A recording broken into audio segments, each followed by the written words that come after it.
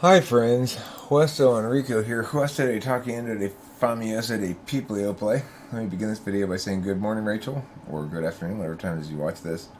I hope you're feeling better, and I'll see you in about an hour and a half when visiting hours start.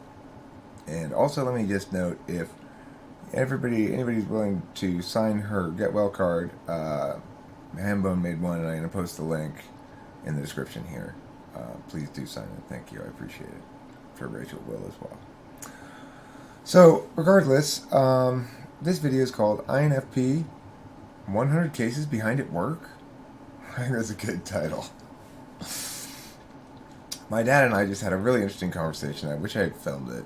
I'm going to try to film more of my dad now that I'm going to be here by myself.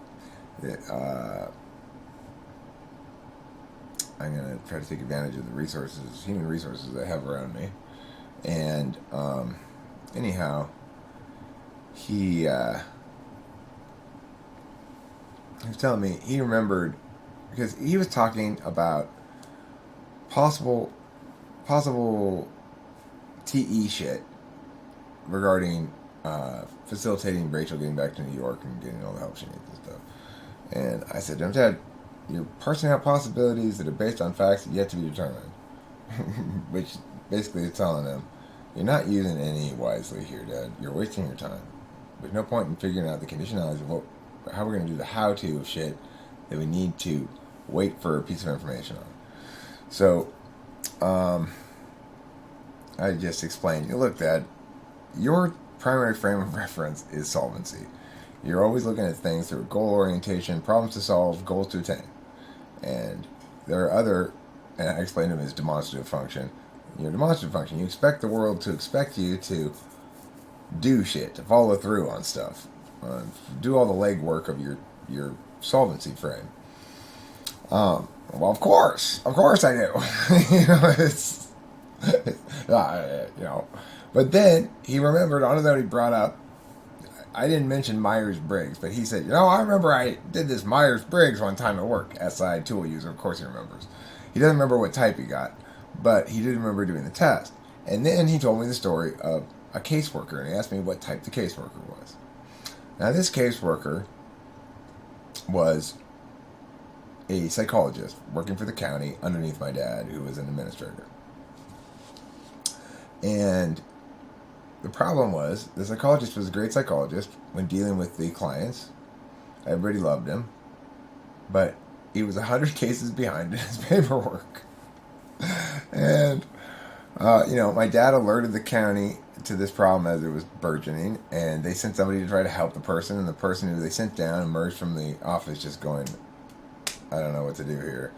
And so eventually they had to fire him, I guess, after my dad.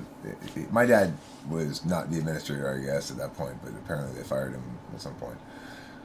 And he's like, what type is that that's, gets 100 cases behind at work? And I said, well, it sounds like you're dealing with an INFP there. In other words, great at their actual job, which is being a psychologist that uses the truth to inform clients about shit. That's demonstrative NI. They expect the world to expect them to demonstrate NI, they do. And that they use their tool function NE to parse out all the possible explanations, looking for the one that's going to be most resonant, true, emotionally probably, for the people who they're talking to. They're not going to have a lot of necessarily solvency. To the extent they expect themselves to produce solvency, or they're expected to, it's going to be solvency for the client. It's not going to be solvency for the boss. They don't have FE to constrain them, to make them embarrassed enough to change their behavior. And because they're living in this world of authentic self FI, that it doesn't really matter, because I know my value of myself and everything. I don't need to be validated externally.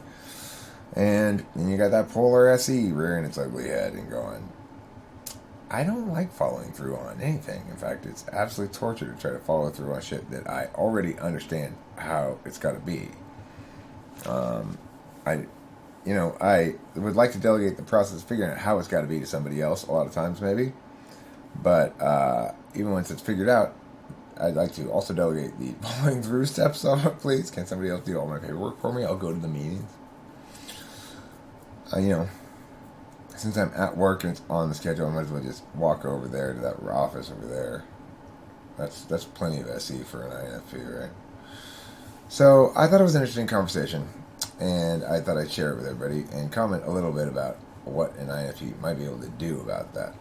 So as I told my dad, the problem with dealing with somebody like that is if you're a TE Dom, what are you always going to do? You're going to try to clarify further the steps they need to take to accomplish the task that needs to be accomplished.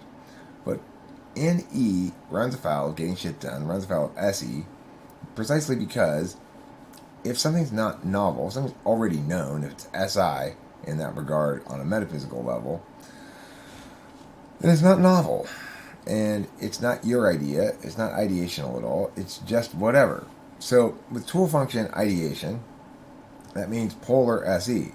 If you're always looking at what you can come up with, ideationally about something, then you're never looking at following through on what's already been determined. Almost never. And INFPs and INTPs both find it absolute torture to complete things like homework assignments a lot of times.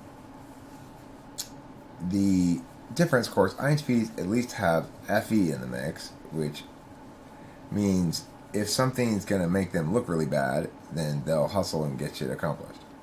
They just don't have any momentum on their doing of shit.